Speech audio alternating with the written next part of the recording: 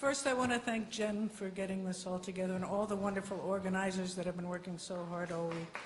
And mostly for the Casadona, which is a miracle in the world. So thank you so much for letting me come here. Okay. In the ocean of the patriarchy, a group of women in St. Augustine, Florida built a lifeboat in 1977.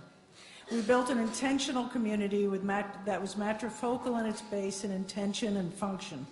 It's a community of lesbian feminists who decided to make the world truly political by immersing themselves in lesbian culture. Men, is it loud enough? You are reading now. See. Because they need You need the paper. I don't. So Sorry. if you read this I read slowly, no problem. Scusi. Okay, many international communities were and continue to be practice grounds for the matriarchy, glimpses of how life can be lived among women. For the pagoda community, it meant years of joy in living among women in an idyllic seaside setting, together with the chaos becomes before real change. My intent here is to offer a glimpse into that community, and which was similar to many communities that started at that time. And this one is about the pagoda community.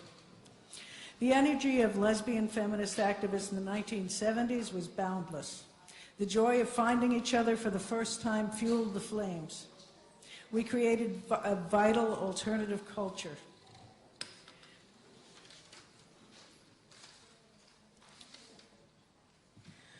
We were unstoppable. We met at the bookstores, we met at the bars, we met at the restaurants, we met at the universities, and proceeded to change the world for women. Then largely we went home to our individual lives. Some decided to take another step and explore what living together as a community would look like. A matriarchy redefined. As lesbian separatists, we had no divided loyalty. Our world was by, for, and about women. We were building lives for, by, and about lesbians in particular, and women in general. Now we needed a home. In 1976, a group of 4 renegade lesbian artists went in search of a place to build a lesbian colony. They discovered 4 little seaside cottages just outside of St. Augustine, Florida, the oldest city in America, in a little resort called the Pagoda. Synchronistically, the Sanskrit definition of pagoda is divine female. The resort opened in 1937, and it had obviously been built for its subsequent purpose. The women all fell in love with the cottages, the weather, the ocean, and each other. Living beside one another became overwhelmingly compelling. We shared meals, ideas, lovers, and no one wanted the vacation to end. So in 1977, the original 4 women persuaded their friends and the cottage owners to sell the cottages to them for a small amount of $4,000 per cottage, for a cottage by the sea. And the pagoda community was established. The first Pagodians invited their friends, and more women were drawn there. It was the 1970s, so for the first couple of years, it was sheer anarchy. Issues surfaced that could service in all communal, semi-communal communities and living spaces, but it was lesbians run amok. It was craziness. There were women from different classes, different backgrounds, different parts of the country, and we held wildly different values. But we agreed on consensus. Try doing that. The only thing that we could all agree on at any given time was that it's women-only space. That was our only, and that was the glue that helped us together for 25 years. We knew that if the community was going to continue, it needed some structure, a few guidelines for peaceful cohabitation, and a healthy infusion of the goddess. At that time, it became an intentional community, and new women joined the expanding pagoda community, and they all agreed to the principles that guided our daily lives. All of the disagreements we had were put aside when communion with the goddess. Morgana was our priestess, who was ordained by Z Budapest, And we became a Dianic church, and in fact, we eventually became a corporation, a church, when we incorporated as a church, so we could legally keep men out. That was the one primary thing, and we functioned freely for the next 25 years without legal encroachment. So that was a miracle. Still is. The Pagoda Center, so we had many cottages. We had 13 cottages, just another synchronicity. There would happen to be 13 cottages. And there was a center. And the center became a beacon for women from all over the world who would like to come just to visit Pagoda. We had 5 bedrooms. It wasn't big. It wasn't Casadona. But it was a beacon for women to come, many of whom had never been in women's space before. We wanted to continue to welcome women from everywhere, from all socioeconomic backgrounds, so we never charged a lot of money. But this required resources to keep it all going, as you well know, Jen. We had to come up with a creative way to keep the temple solvent. Oh, of course, scusi. So this is how we ran it economically. I called it $15 and a prayer, a model for sustainability. So for $15 per month, a woman could become a, quote, supporter. This entitled her to spend 2 weeks at the pagoda in a year, no extra cost per night. It sounds like a little bit of money, but it made it possible for us to run all year round. It allowed for a greater cross-section of women to be part of the community, regardless of income. And it gave women the opportunity to buy cottages. They became available by putting themselves on the cottage eligibility list when they became members. If a woman was just passing through, she could pay $10 to $15 if she could. If she couldn't, it was often subsidized by work exchange. If she couldn't work, then often the cottage owners would subsidize her stay there. So it was a gift economy in that way, or practically so. At its peak, the pagoda had 350 members worldwide, so we were able to pay for it and maintain it with largely volunteer work by the members of the pagoda and the cottage owners. We all worked in community to do all the work, the painting, the million things that come that we have to do in order to sustain a big, small linear standards guest house. And in order to buy a cottage, on the rare occasion that one came up for sale, the women pledged a gentlewoman's agreement, which was also different from other models. It was an agreement that was morally but not legally binding in the patriarchy. And some of those criteria were, this was a lesbian-only space. We had to agree on that. Men were not permitted inside the grounds, and this included individual cottages. In order to keep the community open to women of all socioeconomic backgrounds, you could only sell your property for what you bought it for, adding only the price of improvements. So that left it possible for women who were middle class or lower middle class or just working class to actually buy a home. And the cottage had to be offered only to those on the list. You had to be a member and you had to be committed to the community in order to buy a cottage. We also kept, we had a clause, if you were a disabled woman or an old woman of color, old woman or a woman of color, that you would be bumped to the top of the list to balance the community in terms of diversity. The community was comprised of varied class backgrounds, so making consensus decisions, particularly about money, weren't always easy. It wasn't always easy, it was sometimes impossible. Also, because of the proximity, cottages were only 10 feet apart. Agreements had to be made between neighbors regarding noise levels, aesthetics, and other cohabitation issues. We stayed committed to the idea of consensus, though, and we struggled with it for 20 years. Our monthly meetings sometimes lasted 12 hours. Living an experimental matrifocal community was exhausting. Important decisions could range from whether to allow women to display tattoos in the pool area. Yeah, this was a true thing. Who was responsible for keeping the well and the laundry room running? And the issues were endless. Consensus meant that decision-making was often painfully slow. And this became extremely problematic for most of us. The Pagodians tended, we all had our own economic thing, we all tended to our own households, but as a group we kept the center viable with all volunteer work. I think of the Pagoda Temple of Love as a beacon to the world, a visceral manifestation of a matriarchal vision for lives lived here and now under the palm trees. Our GNP was the joy of providing space for women to rest and recharge. For many women who walked through our doors, it was the first time in their lives that they felt safe. For many, it was their first and only experience of women-only space. And when some women came to the pagoda, they couldn't even conceive of what that meant, women-only space. One woman, she was a doctor, I remember. It was in the early 80s. And she came and she said, "You mean there's no men in here?" And I said, "Yes." And she said, "No men anywhere?" And I said, "No." And she said, "Well, what about when you need a plumber?" And I told her, "Well, we'd hire a woman plumber. There's such a thing exists."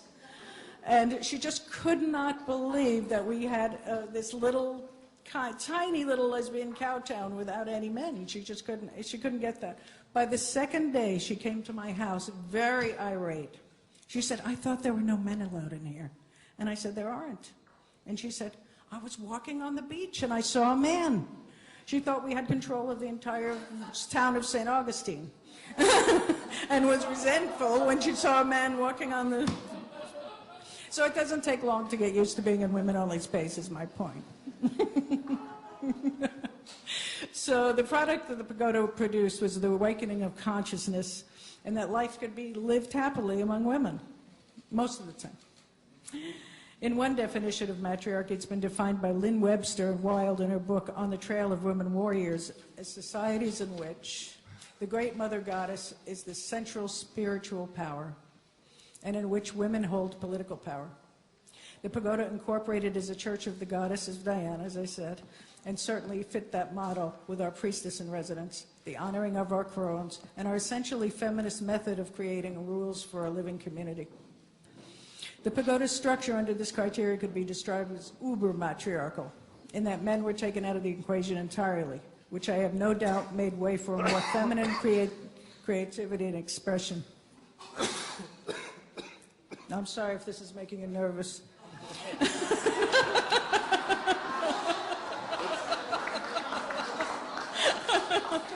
It's sounding very familiar. Oh, okay. I'm sure you hear it all the time. Okay, we tried our best to avoid patriarchal pollution. Again, you might get nervous. By not reading standard newspapers, watching the news, most of us didn't have televisions, and we only read women authors. In the late 1990s, real estate prices started rising, and our little cottage was suddenly valuable. So the gentlewomen's agreements went down the drain. And we all had primarily keeping this pagoda space together for 25 years almost, but then it began to erode with rising real estate prices.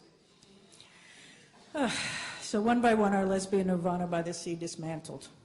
Life as we knew it as pagoda was over, co-opted by capitalism. Although the cottages and center are still standing and many people still live in their cottages, I still own my home there. It's now a community of mostly cordial neighbors. The center is privately owned by women and remains largely vacant. No longer functions as a harbinger to women to search for women-only space. That space sadly exists only in my precious memories. I now find it hard to even visit my own cottage. Too many ghosts of dreams past. The pagoda community was a feminist experiment. It was an attempt by women to live cooperatively together and intentionally in a matrifocal environment.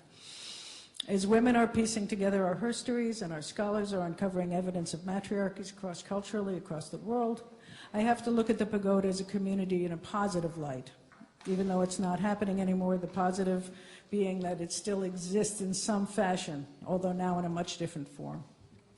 In the context of 1977, the pagoda women were visionary, tapping into a deeper imagining about how life could be lived among women, here and now, with the women's values, women's ingenuity, and women's spirituality.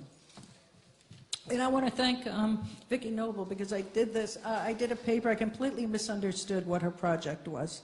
So I wrote this paper. And she said, it's a great paper, but it has nothing to do with what I asked you to write. But it turned out to have a purpose.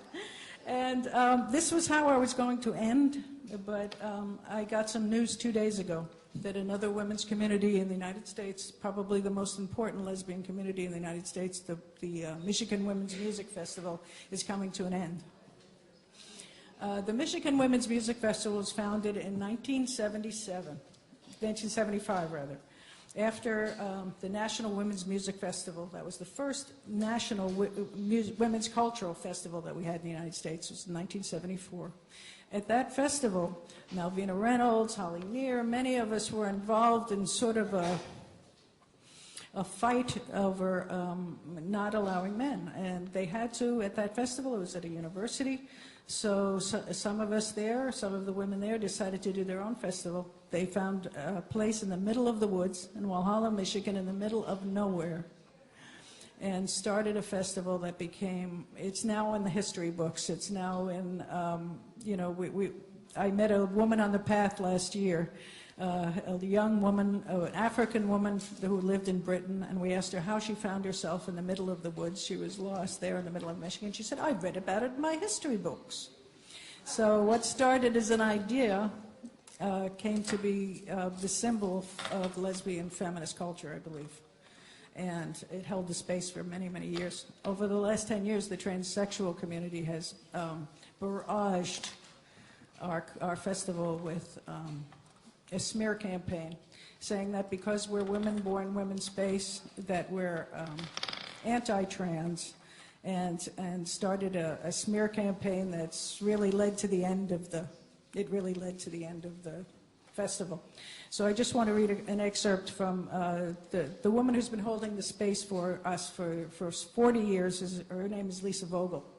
This is the only job she's ever had, is doing this festival. It's incredible. But she had to make that decision this year because women stopped coming because of this boycott of the transsexuals. So she wrote this. She said, for many of us, this 1 week in the woods is all too rare place, and the time where we experience validation of our female bodies and where female experience presides at the center of our community focus.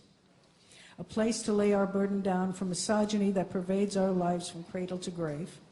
A place to live in intergenerational community and to live in harmony with Mother Earth. I know this is true for me. And I have a deep trust that each and every one of us can take what we have experienced on that land and continue to create a space that feeds our spirit, creates diverse community, honors experience, and supports our struggle as women, making our way through the patriarchal world. Please take what you love about Michigan and use it to create something new and beautiful. It is important that each of us knows that she is empowered to build on what we have experienced together on the land. Everything you feel on the land, everything you see is something of spirit and love and passion for female empowerment, for women's community. And this festival's 40 years of culture and community are a powerful seed, and the communal experience have created fertile ground to plant in. I know that we'll find inspiration and vision to create another time and space. But for those of us who will be gathering for our 40th anniversary this August, let's joyously hold up our incredible community and allow ourselves to be strong enough to consciously let go of this incarnation of her with all of the love we each hold in our beautiful hearts. Let us gather this August knowing that what we truly cherish about this festival lives on in each of us. And more will come from this fertile ground. Let's do this up together. Amazon proud. Amazon women rise. I'll see you there in August.